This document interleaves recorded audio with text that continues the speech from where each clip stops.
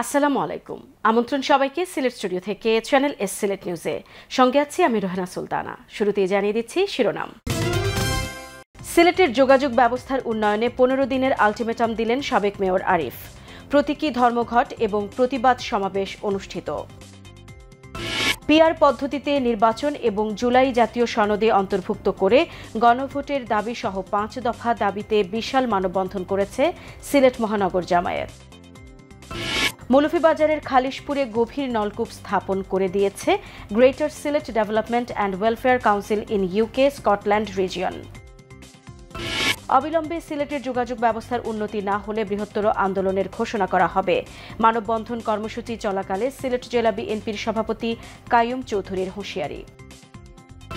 এবং সুনামগঞ্জে বিএনপি নেতা নুরুল ইসলামের নেতৃত্বে রাষ্ট্র সংস্কারে দেওয়া দলের 31 দফা প্রচারণায় বিশাল শোডাউন।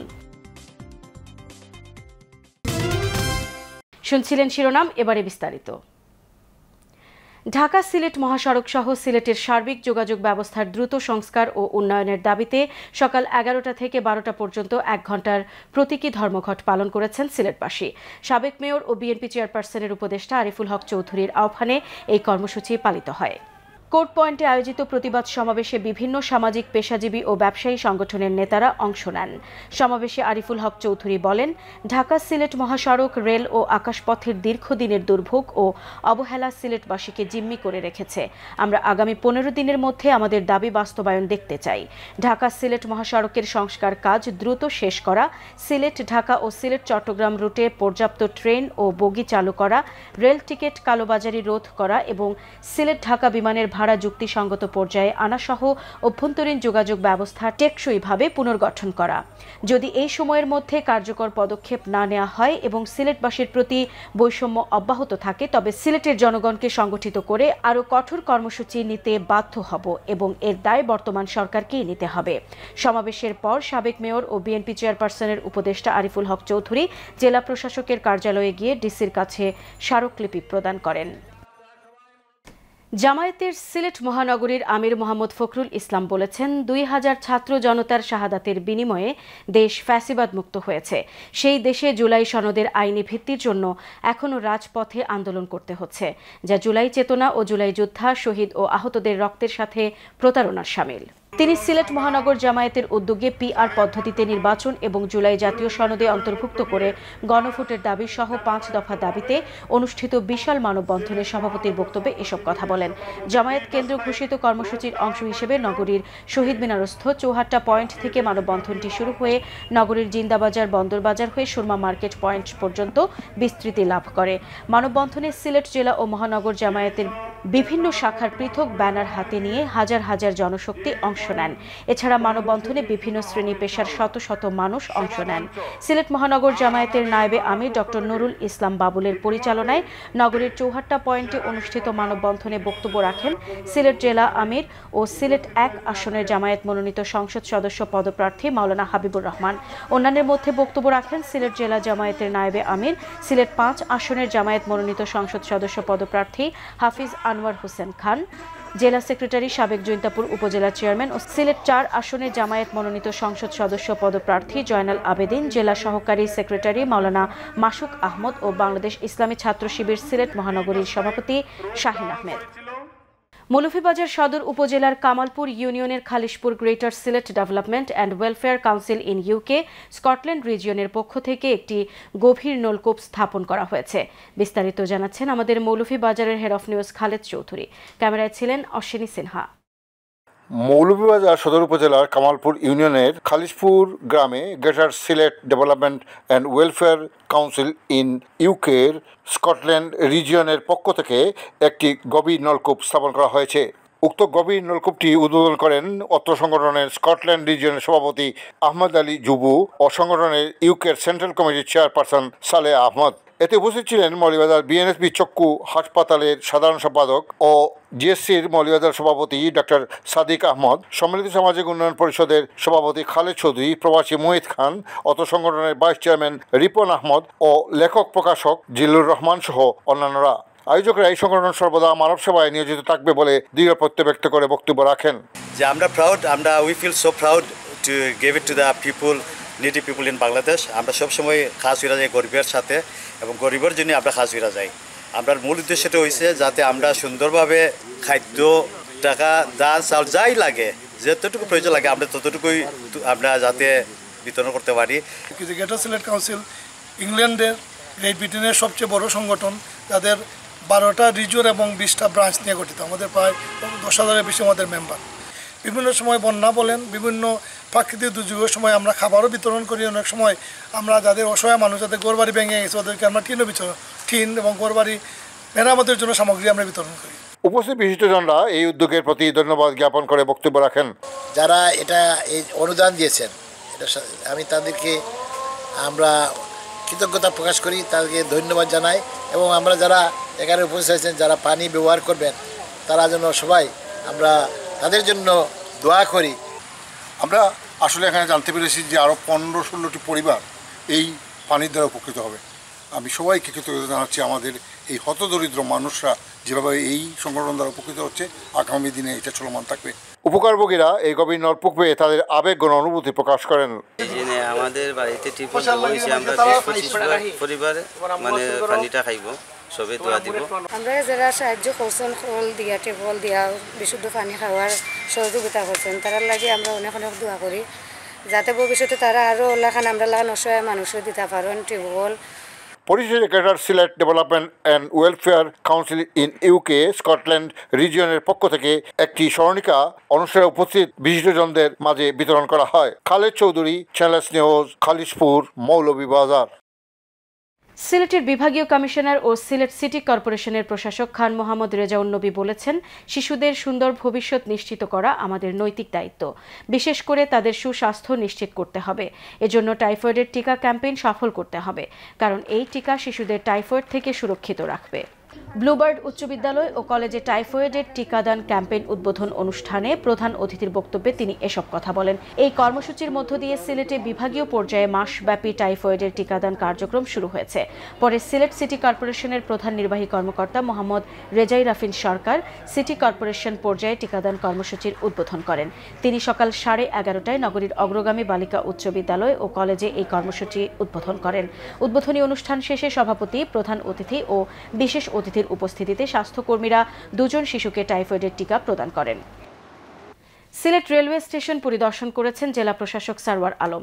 পরিদর্শনকালে গণমাধ্যমের সঙ্গে আলাপকালে জেলা প্রশাসক সারওয়ার আলম বলেন, এখন টিকিট অনলাইনে বিক্রি হচ্ছে, তারপরও কিভাবে টিকিট কালোবাজারে হয় এটি আমরা তদন্ত করে দেখব। স্টেশনের কোনো কর্মকর্তা বা কর্মচারী এই ধরনের অনিয়মে জড়িত কিনা সেটিও খতিয়ে দেখা হবে এবং সংশ্লিষ্টদের বিরুদ্ধে ব্যবস্থা নেওয়া হবে। তিনি আরও বলেন, যারা টিকিট কালোবাজারি করছে তারা অনলাইনে একাধিক অ্যাকাউন্ট খুলে মুহূর্তের মধ্যে অনেকগুলো টিকিট সংগ্রহ করছে। এটি এক ধরনের কারসাজি। এমন অনৈতিক কার্যক্রম চলতে দেয়া যায় না। এই বিষয়ে জরুরি পদক্ষেপ নেওয়া হবে। জেলা প্রশাসক জানান, যাত্রী সেবার মান বাড়াতে বিশেষ কোচ চালুর উদ্যোগ নেওয়া হচ্ছে। একই সঙ্গে স্টেশনের নিরাপত্তা ব্যবস্থা আরও জোরদার করা হবে, যাতে যাত্রী সাধারণ ছিনতাই বা অন্য কোনো অপরাধের শিকার না হন। সিলেট নিউজে নিয়ে নিচ্ছি ছোট্ট একটা বিরতি। আমাদের সঙ্গেই থাকুন। ফিরে এসে অন্যান্য খবরের সাথে আরও যা থাকছে। অবিলম্বে সিলেটের যোগাযোগ ব্যবস্থার উন্নতি না হলে বৃহত্তর আন্দোলনের ঘোষণা করা হবে। মানববন্ধন কর্মসূচি চলাকালে সিলেট জেলা বিএনপির সভাপতি কাইয়ুম চৌধুরীর হুঁশিয়ারি। এবং সুনামগঞ্জে বিএনপি নেতা নুরুল ইসলামের নেতৃত্বে রাষ্ট্র সংস্কারে দেওয়া দলের 31 দফা প্রচারণায় বিশাল শোডাউন।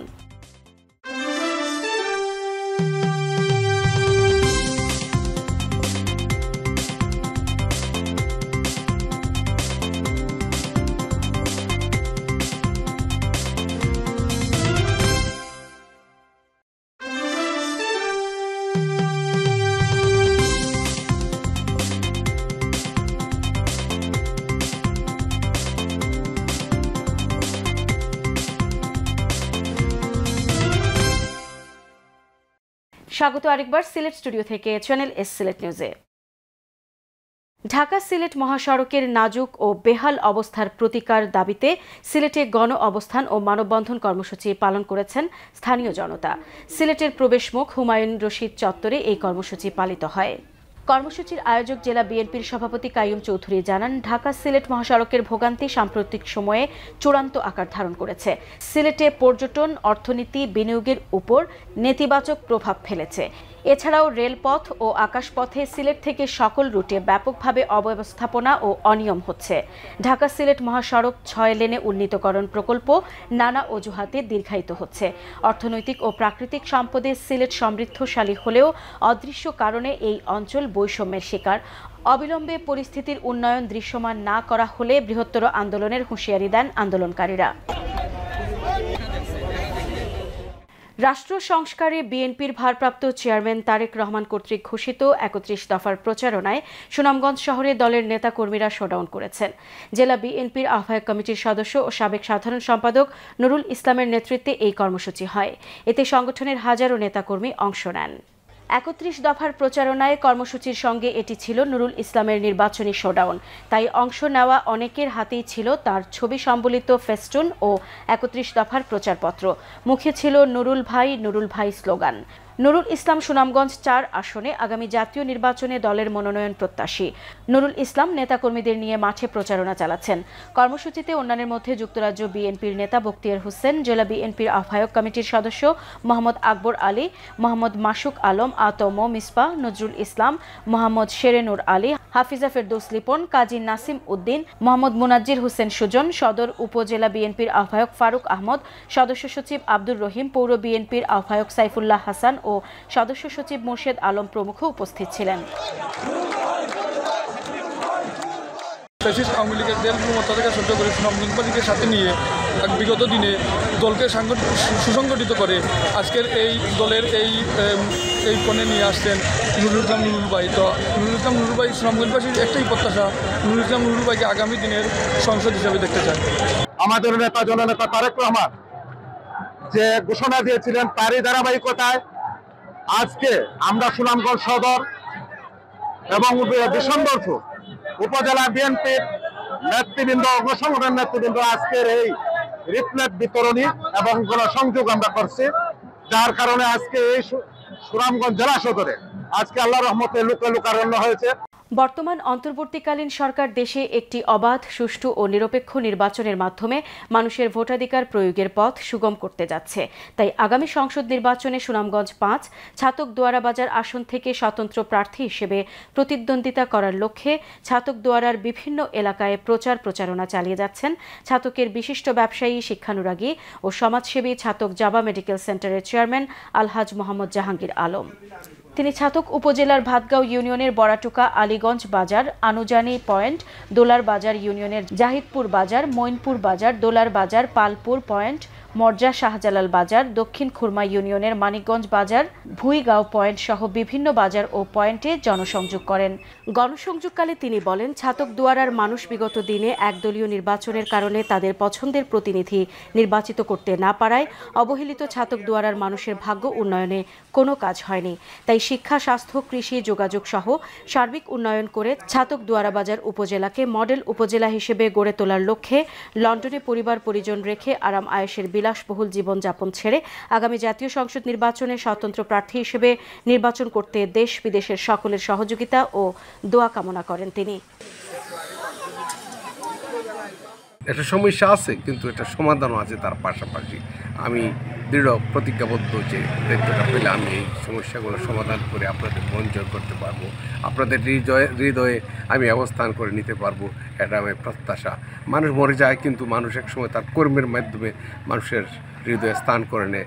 আমি আশা করছি যদি আমাকে একবার আপনারা সুযোগ দেন, আমি ভালো কাজ করে আপনাদের হৃদয় জয় করতে পারবো ইনশাল্লাহ। মৌলভীবাজারে চা বোর্ড পরিচালিত বিলাসছড়া চা বাগানে পাহাড়ি নদী বিলাসছড়ার উপরে কোনো ব্রিজ না থাকায় ছড়ার ওপর পাড়ের মানুষ রয়েছেন চরম দুর্ভোগে। একটি বটগাছের দুটি ঝুলন্ত ডালে বাঁশ বেঁধে তৈরি করা হয়েছে একটি সাঁকো। নদীতে স্রোত বাড়লে এটিও ভাসিয়ে নিয়ে যায়, তখন পারাপারের সুযোগ থাকে না। স্থানীয়দের দাবি এখানে একটি ব্রিজ নির্মাণের। মৌলভীবাজার প্রতিনিধি বিকুল চক্রবর্তীর তথ্য ও ছবিতে দেখুন ডেস্ক রিপোর্ট। সরকারের সংশ্লিষ্ট বিভাগ, চা বোর্ড বা জনপ্রতিনিধি কেউই মৌলভীবাজারের শ্রীমঙ্গল বিলাসছড়া চা বাগানের গাংপাড়বাসীর দুঃখ না বুঝলেও তাদের এই দুঃখে এগিয়ে এসেছে একটি বট গাছ। এভাবেই বটগাছ উপর থেকে নিচের দিকে দুটি ডাল দিয়ে ডানা মেলে থাকায় তাতে বাঁশ বেঁধে এলাকাবাসী তৈরি করেছেন একটি বাঁশের সাঁকো। প্রচুর বৃষ্টি হলে বাঁশের ব্রিজ ডুবে যায়, বাচ্চা কাচ্চা স্কুল বন্ধ হয়ে যায়। পুল পার হয়ে আমরা যাইতে হয় স্কুলে, পুল ভেঙে গেলে আমরা স্কুলে যেতে পারি, স্কুল বন্ধ হয়ে যায়, পরীক্ষা এলেও পরীক্ষা দিতে পারি না। আমার তো অসুস্থ, আমি পার হইতে পারি না, আমার ধৈর্য পার করে আর ধৈর্য আনে নেয়। আমরা নিজেরাই বানাইছি একটা বাঁশের পোল, এটা দিয়ে মানুষ আমরা আসা যাওয়া করি রিক্সের উপর। এখন সময় কোন ঘটনা ঘটে যায়, গাছের পুলটা দিয়া যাওয়া যায় না, ভাঙ্গা পড়া যায় পানি গুল্লা হইলে। একটা ব্রিজ যদি বানায়া দেওয়া হয় তাহলে আমরা জন্য খুব ভালো হয়। বাংলায় দাঁড়াই আমরা ভালো গাছে দাঁড়াইছি, ফুলটা তাড়াতাড়ি হয়। এখন এই সাঁকোটিই তাদের একমাত্র ভরসা। পাহাড়ি স্রোতে তা ভেসে গেলে নতুন করে আবার তৈরি না করা পর্যন্ত তাদের পারাপারের সুযোগ থাকে না। সেদিন বাজার ঘরে না থাকলে বন্ধ থাকে চুলা, আর মসজিদটি অপর পারে থাকায় সেদিন আদায় করতে পারেন না অনেকে নামাজও। এই বটগাছটাই মনে করেন আমরা দুঃখ বুঝছে। হ্যাঁ, আমরা এই বটগাছটা মনে করেন দিয়ে যাতায়াত করতেছি, আমরা স্কুলের ছাত্র মনে করেন যাইতেছে, মানে পরীক্ষাও মিষ্টি হয়ে যাচ্ছে, পরীক্ষা দিতে পারে নাই। আবার অনেক মনে করেন রুগী টুগি নিয়ে যেতে পারি না, এটা মনে করেন আমরা অনেকের দুঃখ কষ্ট। এর আগে বিলাসছড়ার নিচ দিয়ে একটি রাস্তা করে দিলেও যখন পানি কম থাকতো তখন ওই রাস্তা দিয়ে পার হওয়া যেত, কিন্তু এখন সেটাও ভেঙে গেছে। বহুত আগে এই বিলাসছড়া গাঙ্গের উপর একটি রাস্তা করে দেওয়া হয়েছিল, আরসি ঝালের রাস্তা, যা ইতিমধ্যে ছড়ার উপর ভেঙে যাওয়ায় তারা বিকল্পভাবে একটি সাঁকো করেছে। ঝড় তুফান হলে তখন তারা ওই রাস্তাতে যেতে পারে না, তখন সাঁকুতে যেতে হয়। অতিবৃষ্টি হলে ছড়াটিও ভেঙে যায় এবং সাঁকুটাও ভেঙে যায়, তখন যাতায়াত তাদের অনেক কষ্ট হয়। স্থানীয় এলাকাবাসী মানববন্ধন করে এই জায়গায় একটি ব্রিজ নির্মাণের দাবি জানান সরকারের কাছে। Moinuddin Manju, channel news desk. Sylhet news আজ এই পর্যন্তই। সিলেট বিভাগের প্রত্যন্ত অঞ্চলের খবর জানতে চোখ রাখুন চ্যানেল এস এর পর্দায়। সবাইকে ধন্যবাদ এতক্ষণ সঙ্গে থাকার জন্য। আল্লাহ হাফেজ।